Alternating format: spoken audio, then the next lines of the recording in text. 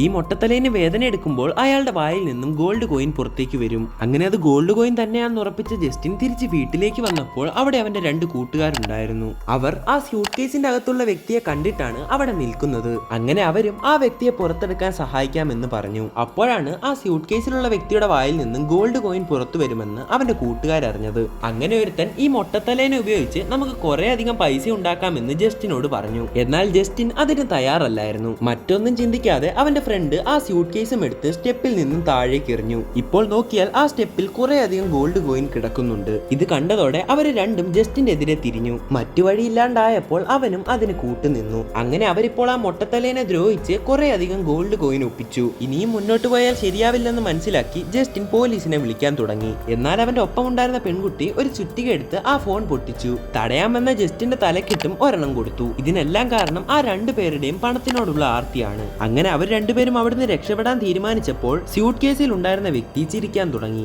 അയാളുടെ കണ്ണെല്ലാം മഞ്ഞയായി ഒരു പുതിയ രൂപമായി മാറി. ശേഷം പണത്തിനോടുള്ള ആർത്തി കാരണം ആ 2 പേരെയും ഓരോ സ്യൂട്ട് കേസിലായിട്ടിട്ടു. അപ്പോൾ ഈ ഒരു സ്യൂട്ട് കേസ് നിങ്ങൾക്ക് കിട്ടിയാൽ എന്ത് ചെയ്യും?